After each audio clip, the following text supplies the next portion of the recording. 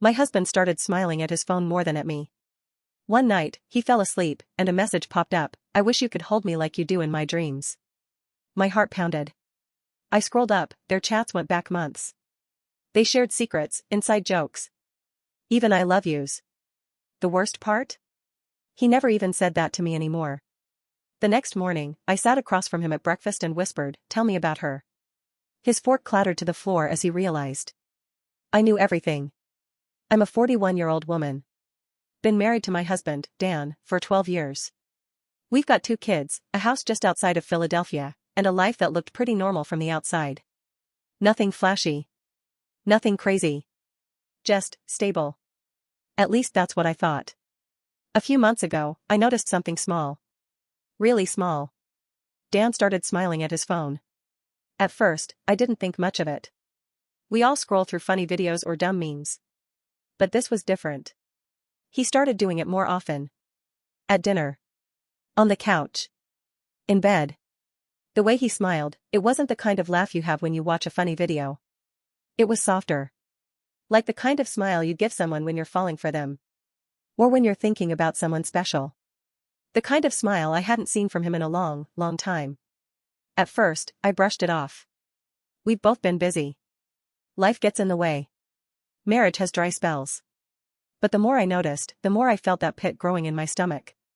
He started hiding his screen when I walked into the room. He never used to do that. He started keeping his phone on silent at night. He never used to do that either. We stopped talking like we used to. Our conversations became shallow. Small talk. Grocery lists. Chores. Who's picking up the kids? Nothing deeper than that. It started to feel like we were roommates. I tried to bring it up once. We were watching TV, some random reality show, and I said, "You've been on your phone a lot lately." He laughed it off and said, "It's just Reddit. Nothing interesting." I dropped it. I didn't want to be that paranoid wife. But deep down, I knew something was off. And then it happened. One night, he fell asleep next to me. Phone in hand, like always. I turned off the TV and was about to take the phone out of his hand to put it on the nightstand. That's when the screen lit up. It was a message. "I wish you could hold me like you do in my dreams." My hands froze. I stared at the screen like it had slapped me in the face. I didn't recognize the name. Callie. Just a first name, no last name, no emoji. Just Callie. I don't know what came over me, but I opened the message. His phone wasn't locked. No Face ID. No password change. Just unlocked, sitting there like an open secret. I scrolled up. And up. And up. There were months of messages. I wish I could say I was shocked. But part of me wasn't. I think I already knew. Deep down, I'd known for weeks. But still, reading it? Seeing it in black and white. That was something else. They talked about everything. Her work. His stress. Their favorite songs. Inside jokes I didn't understand. Photos. Memes. Even some voice notes. She called him Dan the man. He called her Sunshine. I kept scrolling. Then I saw it. "I love you." From both of them. Not once. Not twice. Several times. He never says that to me anymore. Not even in passing. The last time he said it to me without being prompted. I don't even remember. They talked about meeting. They hadn't met in person yet, or at least that's what it seemed like. But it was clear they wanted to. She mentioned maybe visiting Philly. He joked about getting a hotel so no one gets suspicious. That one made my stomach twist. They talked about me. He told her I was cold and checked out. Said we were just co-parents now. Said he felt alone even when I was right next to him. That broke me. Because I was right next to him. I was there every damn day. Packing lunches. Paying bills. Managing the house. Taking care of our kids. And apparently, I was invisible. I sat there for 2 hours, reading everything. I don't know why I did it. Some twisted form of self-torture, I guess. But I couldn't stop. I needed to know every word. Every lie. When the sun came up, I was still sitting there, the phone in my hand. Dan stirred next to me. I didn't wait. I didn't yell. I didn't cry. I just got up. Walked to the kitchen. Started the coffee. When he came in, I was already sitting at the table. He mumbled morning, like nothing was wrong. Like everything was fine. I looked at him and said it as quietly as I could. Tell me about her. He froze. Like literally froze. The fork in his hand dropped onto the floor. He looked at me with wide eyes, and for a second, I swear I saw his whole world crumble in his face. What are you talking about? He stammered. I didn't blink. I didn't flinch. Callie, I said. Silence. Then he dropped into the chair like his legs stopped working. He ran his hands through his hair, over and over. And then the excuses started. It's not what you think. It was never physical. It just happened. We were just talking. I was lonely. I didn't say anything. I just let him talk. He said they met on Reddit. Some thread about hiking. She messaged him. He said she was funny. Said they started chatting, and it just grew from there. Said he didn't plan it. Said it wasn't real. I asked him how long it had been going on. He said, 7 months.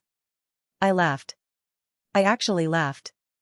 Because 7 months is longer than most relationships I had before him. I asked him why he didn't just leave me. He didn't have an answer. He said he still loved me. I didn't believe him. I asked him if he was in love with her. He didn't say anything. Just looked down at his coffee like the answer was floating in it. I haven't decided what to do yet. But I know nothing will ever be the same again. After that morning, Dan acted like a man walking through fire. Quiet. Careful. Watching my face for every flicker of emotion. He started helping around the house more. He picked up dinner without asking. Took the kids out so I could have space. He even deleted Reddit from his phone. I watched him do it. Like it meant something. But it didn't. Because what I didn't tell him was. I took screenshots. Every message. Every I love you. Every emoji. All of it. I didn't do it to blackmail him. I didn't even know why I did it. Maybe I just needed proof that I wasn't crazy. That I wasn't making it up in my head. Because for weeks, he'd been gaslighting me without even trying. And I'd been letting him. Then, about 10 days after our talk, I noticed something weird. He started leaving the room to take phone calls. He'd mumble something like, work call, or it's Jeff from the team, and step outside. I paid attention. The calls were always around the same time. After dinner. Right after the kids went to bed. When the house was quiet. One night, I followed him. He stepped out onto the porch, pacing, holding his phone to his ear. I stood in the hallway, heart racing, ears sharp. I couldn't hear everything, but I caught one line. No, she doesn't know I'm still talking to you. I swear I stopped breathing. He was still talking to her. Even after I told him I knew. Even after he swore it was over. I didn't confront him that night. I didn't want to scream. I didn't want to cry again. I just wanted to know who I was married to. So, the next morning, I did something I never thought I'd do. I messaged her. I created a fake account. Nothing dramatic. Just a plain name. No photo. I sent her one sentence. Does he tell you he loves you while his wife makes his dinner? She replied. In under a minute. I didn't know you'd found out. That told me everything. She wasn't shocked. She wasn't confused. She knew about me. And she didn't care. I pushed further. Are you still talking to him? He told me you two were separated. Living in the same house because of the kids. That you'd both agreed to see other people until the divorce. I almost threw my phone across the room. Divorce? We weren't even close to talking about that. He'd begged me to stay. Said he wanted to fix things. Said it was over with her. He was playing both sides. He was lying to me, and her. The rage I felt in that moment, I can't even describe it. It was white hot. Blinding. I wanted to burn everything down. But I didn't. Instead, I invited her to coffee. Yes. I did. We met at a Starbucks in Center City. Neutral ground. I got there early. I didn't know what she looked like, but she knew me. Probably had seen photos from his Facebook or whatever. She walked in, looked around, spotted me immediately. Sat down across from me like we were old friends. She was young. Mid-20s. Maybe 26. Pretty. In a soft, harmless-looking way. Big eyes. Nervous smile. She spoke first. I'm sorry. I didn't mean to hurt anyone. I stared at her. She went on. Said they met through a hiking thread. Said she thought it was innocent at first. Then it got deeper. Said she believed him when he said we were done. Said he never talked badly about me, just said I was checked out and that he felt like a ghost in his own house. Then she said something that made my blood run cold. I told him I didn't want to be the reason he got a divorce. And he told me I wasn't. He said he was already in love with someone else, and it just happened to be me. I swear I felt the air leave my lungs. He told her he was already in love with her. While I was in the kitchen making lasagna. While I was folding his socks. While I was sleeping beside him every night, hoping to feel seen again. She started to cry. I didn't comfort her. I told her she was being played. Just like I was. That he had lied to both of us. That I'd caught him still calling her. That he wasn't going to leave me. That he had no plan. Just chaos. She wiped her tears and said, he told me he wanted to move in with me. I just laughed. When I got home, Dan was in the backyard, grilling burgers for the kids. He looked up and smiled. Like nothing was wrong. I walked up to him and said, how was your work call with Jeff? His face dropped. He knew. He knew I knew. I didn't scream. I didn't throw the plate I was holding. I didn't even raise my voice. I said one sentence. I had coffee with Callie today. The look on his face? That was the moment everything truly shattered. And I'm not sure what's left to pick up. After I told Dan I had coffee with Callie, the blood drained from his face like someone flipped a switch. He didn't deny it. Didn't ask why I met her. Didn't ask what we talked about. He just stared at me, jaw tight, like he was waiting for the next blow. I didn't say anything else. I just walked past him, into the house, and shut the door. Later that night, after the kids went to bed, he came into the bedroom and sat on the edge of the bed like he didn't know if he was allowed to breathe. I was going to tell you, he said. I didn't respond. She meant something to me. But I swear to you, I was trying to end it. Still, I said nothing. And then, like a coward, he whispered, I just didn't know how. That line broke something in me. Because you don't just not know how to stop cheating on your wife. You just don't want to. But here's where it twists, Reddit. Here's where the real gut punch came. A few days later, I was in the basement looking for an old suitcase when I found a box I didn't recognize. Tucked behind the water heater. Dusty. Untouched. Taped shut. It had my name written on it in black Sharpie. I stared at it for a minute, unsure if I should open it. But I did. Inside were cards. Letters. Notes. All from Callie. Real letters. Handwritten. Dated. There were photos, too. A bracelet. A pressed flower in a plastic sleeve. A plane ticket stub from last summer, Philadelphia to Boston. Not the kind of ticket you buy and forget about. I flipped through the letters. And that's when I realized something that made my whole body go cold. They had met. He lied. They had met in person. Multiple times. He didn't just talk to her on Reddit. He didn't just have phone calls. This wasn't some long-distance fantasy. He had a real, physical relationship. She came here. He went to her. One letter talked about a weekend they spent in that awful little motel with the broken blinds but the best pancakes. She wrote about how his hands felt like home. She wrote about how much she missed him. And then I found the worst one. A postcard. On the back, in her handwriting, I know I'm not supposed to say this, but I wish I were your kid's mom. I swear I felt my chest crack open. This wasn't just cheating. This was a life he built with her, in the shadows of mine. And the box? The box had dust. Which meant he'd had it for a while. He didn't just keep those things. He saved them. Protected them. Hid them. Like a backup life, stored in a basement corner. That night, I didn't sleep. I lay in bed next to him, back turned, eyes wide open, wondering who the hell I was even married to. The next twist came 2 days later.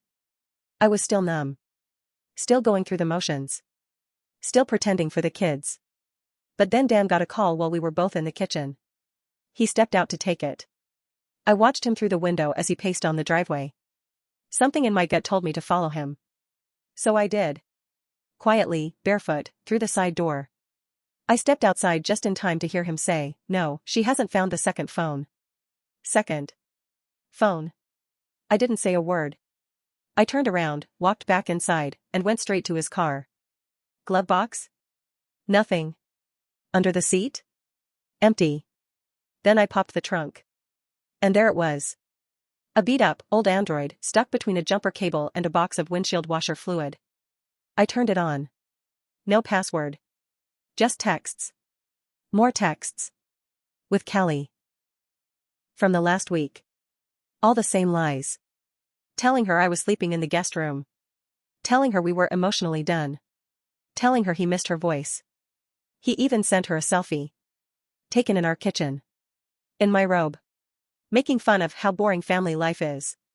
I stood in the driveway with that phone in my hand, and I swear I saw red. He didn't stop because he couldn't. He didn't stop because he didn't want to. All that talk about therapy. About fixing things.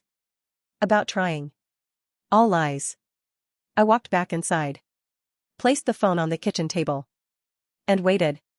He came back in 5 minutes later. Saw the phone. Froze. Didn't say a word. Just sat down across from me like a man who knew the firing squad was coming. I looked at him and said, "Do our kids know their dad is a liar?" His mouth opened. Closed. No sound. He reached for the phone. I pushed it away. Not this time. The night I found the second phone was the night something inside me finally snapped. He didn't deny it. He didn't grab the phone. He just sat there, elbows on the kitchen table, hands in his hair, staring at the floor. "I'm sorry," he whispered, voice so low I barely heard it.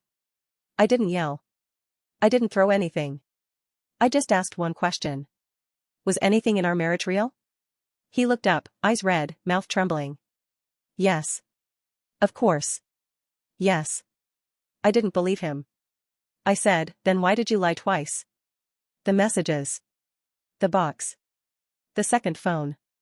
You had 2 lives, Dan. I didn't even have one. He stood up like he was going to come closer.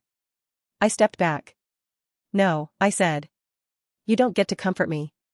Then I lost it. Not the loud, chaotic kind of rage. Not the drama you see in movies. Mine was quiet. Focused. Cold. I laid it all out. The messages. The lies. The motel weekend. The box with the letters. The bracelet. The "I wish I was their mom" postcard. I told him I met her. That she cried. That she was also lied to. That we were both just props in the version of life he wanted to feel good about. He didn't deny any of it. He just sank back into the chair and covered his face with both hands. I didn't cry. I told him he had one night to tell the truth. Not just to me. To our kids.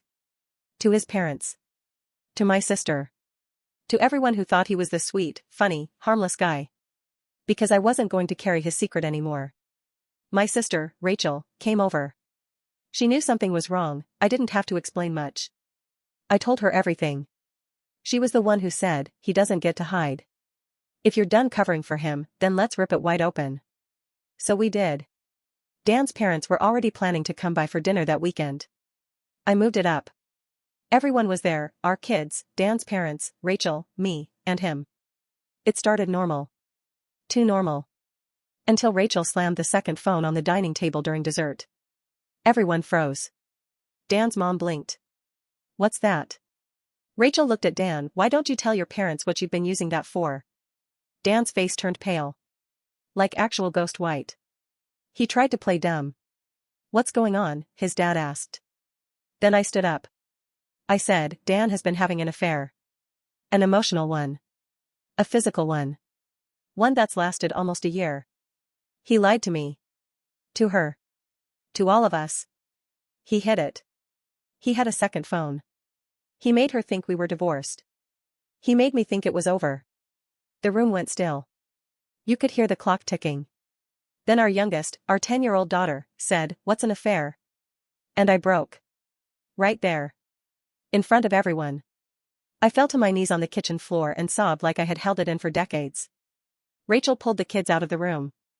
Dan's dad stood up, walked over to Dan, and whispered something I couldn't hear. Dan didn't say a word. Didn't try to deny it. didn't try to justify it. He just sat there, eyes glassy, looking like a man who'd finally seen the wreckage he'd caused. He left that night. Rachel stayed over. Dan's parents apologized to me like they were the ones who cheated. His mom cried, said she didn't raise him like that. His dad looked ashamed, angry, but not surprised. I filed for separation 2 weeks later. Not divorce. Not yet. I needed air first. I needed to remember who I was without the title of wife glued to my forehead. The kids took it, okay. I didn't tell them the full truth, just that we needed time apart. Dan and I talked about therapy, about co-parenting, about keeping things stable. But between us? It was dead. He kept texting. Please don't give up on us. I made a mistake. She didn't mean anything. It was a fantasy. But it wasn't a fantasy when he invited her into a motel bed, Dan. It wasn't a fantasy when he told her he wished she was the mother of his children. It wasn't a fantasy when he said he loved her while I was 10 feet away folding laundry. I've moved into a smaller apartment. Started working full-time again. I go to therapy. So do the kids. Dan sees them every other weekend. We're civil. For their sake. But that's it. And you know what the hardest part is? It's not the betrayal. It's not the lies. It's not even the loneliness. It's realizing I stopped fighting for myself a long time ago. I begged for scraps of love. I justified cold silence. I called his distance stress. I thought it was normal to feel invisible. It's not. If you feel like something's wrong, it probably is. Love shouldn't feel like you're constantly trying to prove your worth. And if someone is willing to destroy the life they built with you, just to chase a secret one, they were never really present in the first place. I'm not healed. But I'm healing. And that's something. I don't know what the future holds. I don't know if I'll ever trust again. But I know this much, I'd rather be alone than feel alone while someone else is lying in my bed.